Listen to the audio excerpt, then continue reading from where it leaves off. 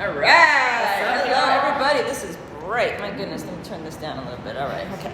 All right, guys, we are here for another episode of Fix Your Shit. We'll wait till a few of you come on, a few more come on. But what are we talking about today? We're talking about the hip. Woo! Yes. We're going to try to get this done in one because I really want to talk about the low back next week. Okay. But if we leave stuff out, there's always questions and you can always contact us. But we are talking about the hip today, specifically about range of motion. How do we either get it or stabilize it and control that end range? We're talking about stability exercises and strengthening exercises and just the importance of doing them correctly, right? Correctly, yes. What do we find with a lot of range of motion things in the hip?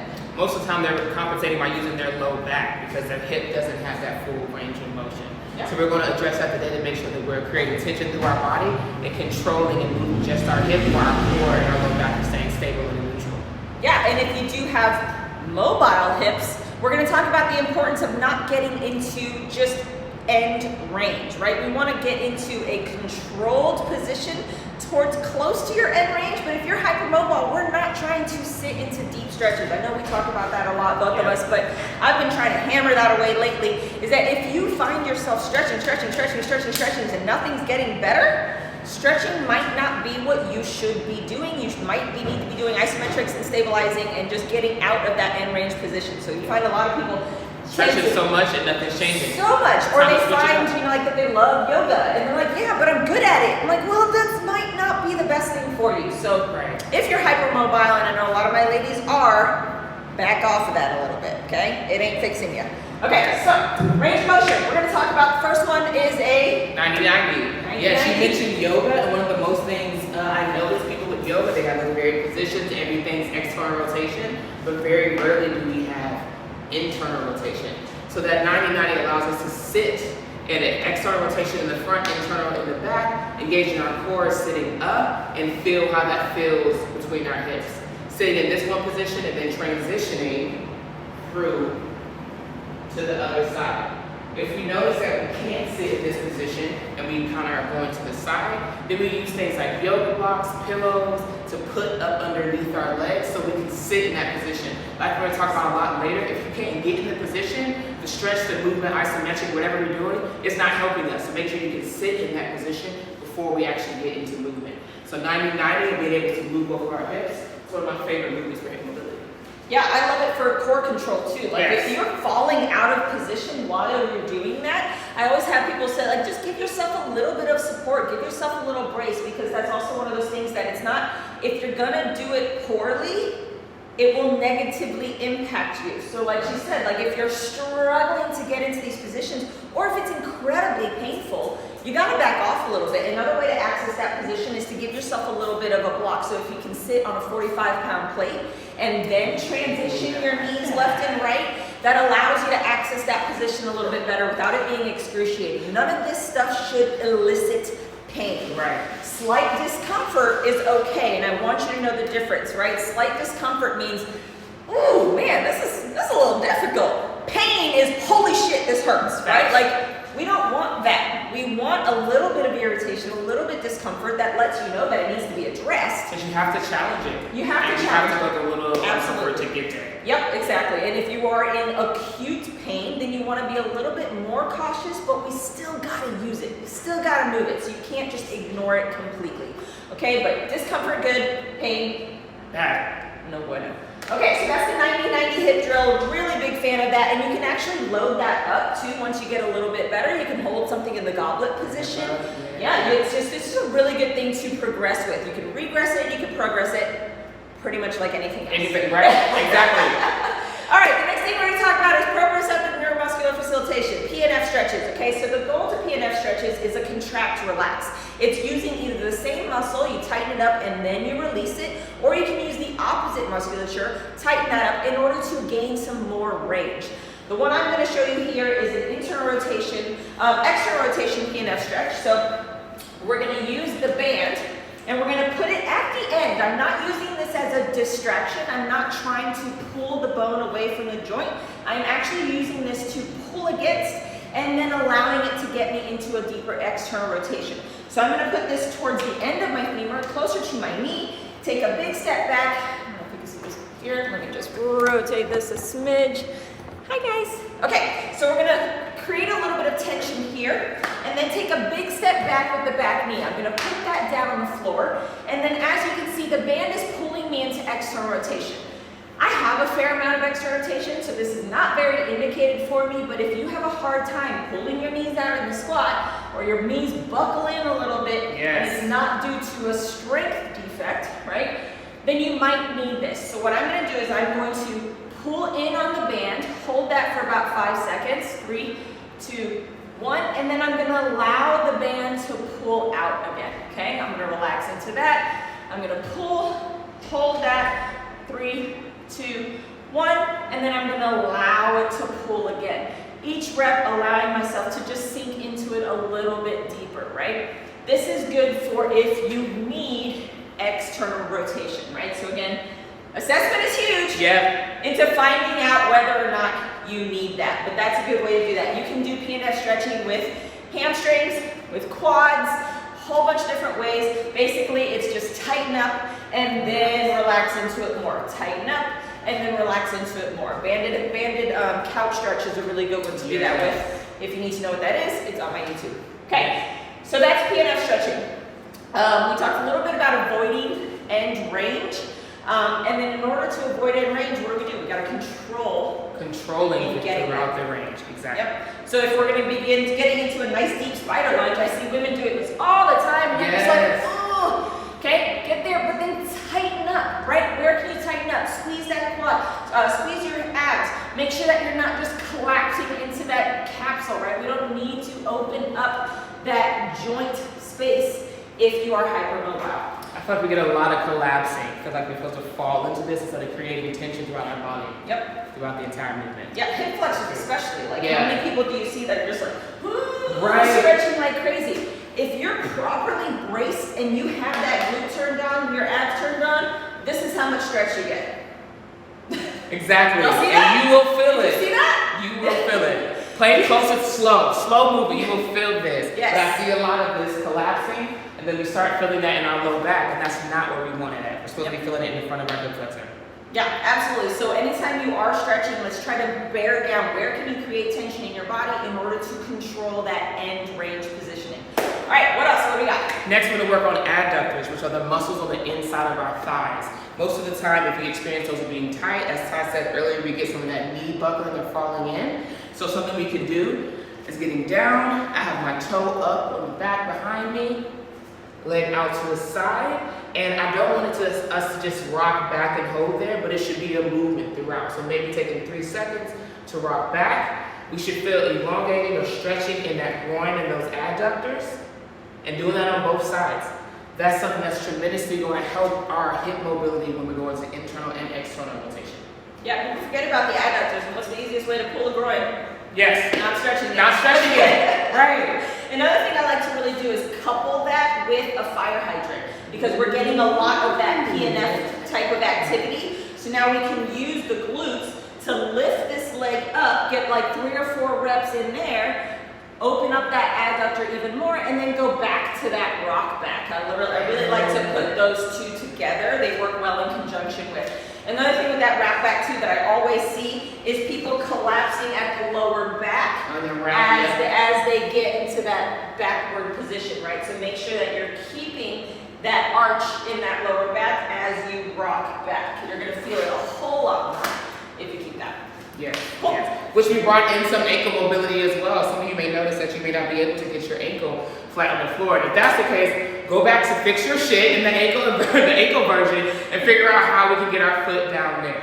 Everything's connected. Everything's connected. All right, and then last but not least, as far as dealing with range of motion, hip mode. So, bandit distraction. I started working on this a lot when I was working on my hip, but being able to, everything's about movement, right? So being able to hook that resistance band around our hip, we're gonna be kind of mimicking a squatting position. Only difference is we're being on all fours, and we're gonna rock back. We should feel a little bit of distraction happening in our hip. We can play with the angles or rotate internal and external rotation depending on what feels good for you. But the whole goal is being able to feel this resistance of our hip kind of opening up as we're adding in some regular movement pattern with it. Yeah, so as a contrary to the PNF where we're trying to pull against the band, now we are allowing the band to take the femur with it, right? So you gotta really kind of breathe through this and just let it relax instead of being like, oh, so guarded, right? Yeah, these are great. And I mean, banded distractions, you can Google it till the cows come home and find a bunch of them. Make sure that they are indicated for you. If you are hypermobile, you probably do not need banded distraction because the goal to that is to create more joint space and just kind of release all that. You probably don't need it if you're hypermobile, in which case you need isometrics. Right. Isometrics and pauses, all which the we're time. about to talk about. So this is specific paper. It's pen and paper out. Right. Okay, so we're talking a little bit about creating more space in the joint and also controlling that in range, just more range of motion type issues.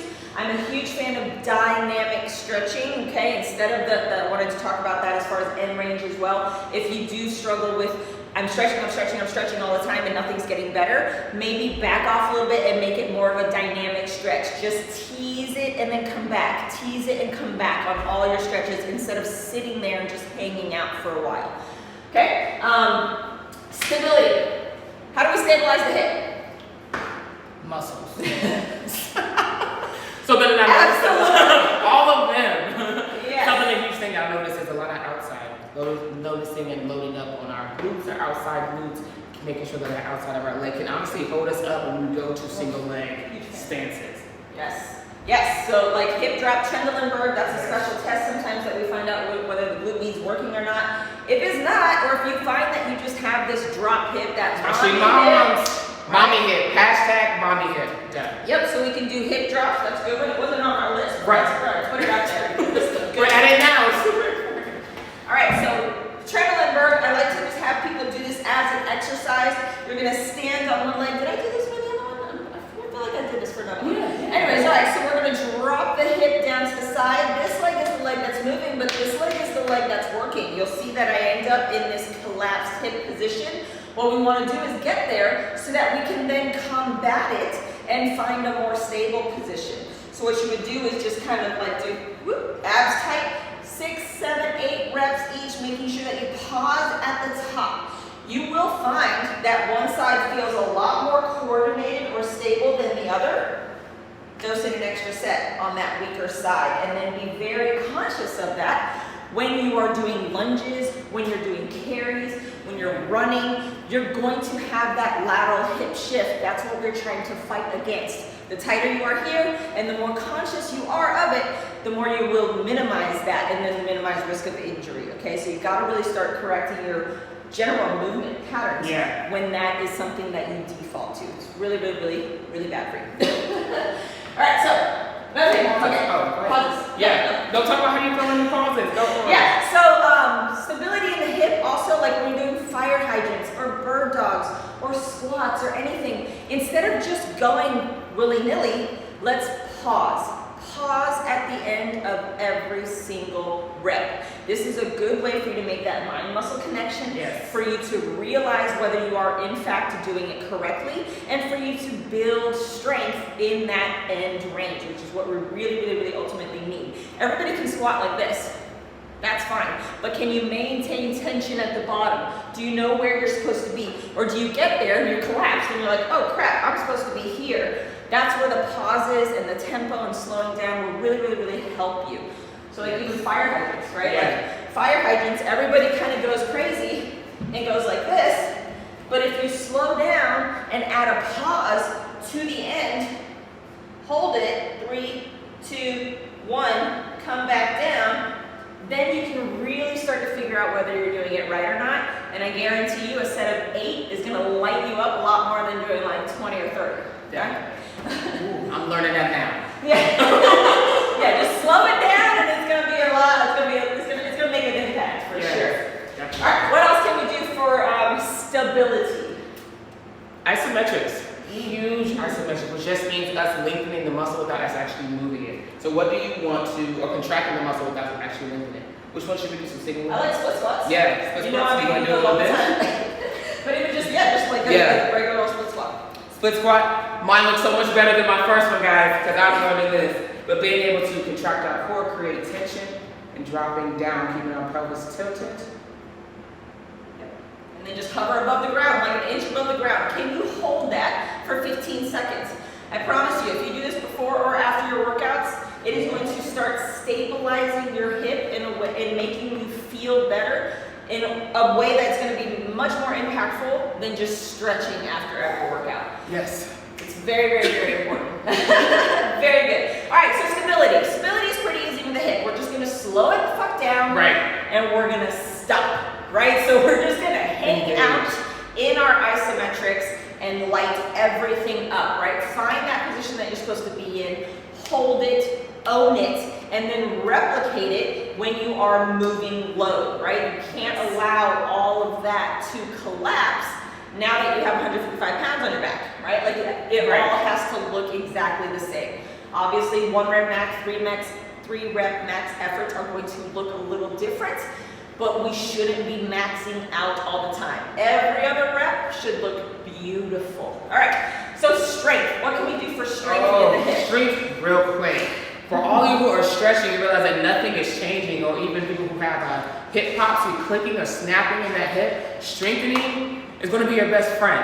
Where we're going to start off with some Bandit Hip Flexion. We got to get out of stretching it. Our muscles, if they're tight, can also be weak. So let's strengthen it. I feel like you're taking me to church. Right, yes. I'm like, stop stretching. Yes. Let's work on Let's strengthening. talk about that hip pop, because it happens all the time, and sometimes Yes. it's more on one side than the other, or sometimes you just don't feel it at all on one side, and then the other Right. side you're like, I just get all this popping and clicking, and it doesn't hurt, but it's there. Annoying. More than anything. So what happens is we have this muscle called our psoas that attaches from the front of our low back, and it goes over our hip and attaches at the front of our hip. When that muscle gets so tight, it's meant to bring our hip flexor or bend our knee. Well, when that muscle gets tight or taut, instead of it lengthening, because our muscle need to be able to relax as well, it stays tight, and this bump, this bony prominence that we have on the front that you feel, it just pops over. That tight muscle pops over. But the reason it does that is because our core isn't doing what it needs to do, and that hip flexion becomes a spinal stabilizer instead of actually doing its job and flexing our hip. So give it a break by allowing it to lengthen and do its job. So that's where that tight hip flexion, drop, done. I love it. Yes. The whole time we were talking, I was like, yes, it's tight, but nothing else is working, and that's the problem. And it has to do its job. The Exactly. biggest thing I tell people is don't allow yourself to pop. Right? If that means that you are limiting your range of motion on your fire hydrants, on your dead bugs, on your lunges, on your step ups, if you're limiting your range of motion to a smaller range because you're avoiding that pop, do it, because you haven't earned that range yet. So strengthen throughout the range that you can fully control. There's no clunking, there's no popping, there's no, slow it down so that you can really stop before you get to that position that you feel that clunking, and then start developing true strength through that range so that you can start increasing that range of motion. You'll see that a lot. People pick up their leg to do a high step up. You haven't earned it yet if you're getting that clicking and popping, right? You're just irritating your hip. So like hip flexions, right? If pulling it all the way up into your hip causes that clunking, try bracing again. So like really reposition your abs, your tight, your bear down, punch yourself in the tummy a little bit in order to really create that bracing mechanism. If that eliminates the popping, then you know that's your problem. Your core is not tight enough. If it's still popping, either get a lighter band or move through a smaller range of motion. This is another really good one to add a pause into so that you can start really creating that end range strength. And if one side feels stronger than the other, dose in extra sets or extra reps on that weaker side. The goal is, especially with the legs, the hips, and everything, to decrease that strength imbalance. We want both legs equally strong so that when we do bipedal movements, squats, deadlifts, all that, we have equal strength in both sides and we're not depending on one leg more than the other, because that's going to land in our back. Right in your lower back. Okay, so yeah, so those banded hip flexions are great, banded dead bugs, all of those things, like just hugely important. I did bands for pretty much everything. I love bands. Yeah. Big fan of bands. Yeah. And then you can do the supine hip, you can do the standing hip flexion too. I really like this one because you can use the wall for creating a little bit more tension. So we're gonna press into the wall and then pull, right? So that's gonna help you create a little bit more tension in your core. Pull up, squeeze, slowly transition, making sure that you have pressure the whole time. That way, through the transition, you're also creating and staying tight, right? Talk about punch in the gut, and not just here as well. You gotta push out into the obliques. Okay, so those are banded hip flexions. We're gonna talk about what we're talking about. Oh, the hip popping and clicking. Yep. Not happy with those. Okay, so what else can we do for strength and making sure that we maintain positioning in our strength? We use supports, right? Yes. So instead of just allowing yourself to get into, like, say, Cossack squats, you either love them or you hate them.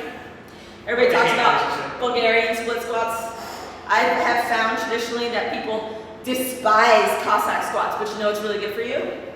Cossack squats. They're so good for you, okay? So lateral movement, hugely important.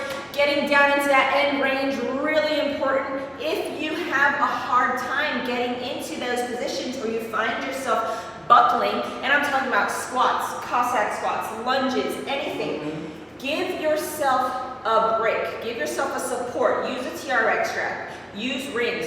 Use the rig to help you control that range of motion. I can show you a little bit with the rig. Boom. Okay? So if I'm going to use the rig for support on, say, a Cossack squat, I'm going to get nice and close, abs tight, and I'm going to slowly come down using the rig to help me get through this range with controlled position. So say I don't use the rig and this is what it looks like, I'm reinforcing bad motor patterns. So I'm just going to give myself a break, allow myself to use something in order to do it correctly, and then as I get stronger, wean myself off of it. Same with squats. Allow this to help you create these really good positions instead of just trying to do too much too soon. Exactly. Okay, and then what about heavy load? With heavy load? Oh, support for position? No. Do not lose. Okay, gotcha. I was like, wait. No. So, making sure that we, even without weight, that we're holding that same position. What tends to happen is we load up heavier and then it goes to shit our entire movement. So, if you make sure we're ready, it's a huge thing. Because if you can't develop or get that movement pattern correctly, feeling good, tension through our body, without load, it's not time for us to throw load onto it. I know a lot of people don't like that. It doesn't sound sexy, but we have to get the movement pattern. So even though after we get that movement pattern and we move on to heavy load, I like adding in stuff like bands. Kind of helps you, for me personally, wrapping around your legs, helps you mimic, kind of connect that mind-muscle connection to keep our legs out while we're doing that. So adding in things like that to make sure that we're not diminishing our structure or our pattern while we're doing something heavier.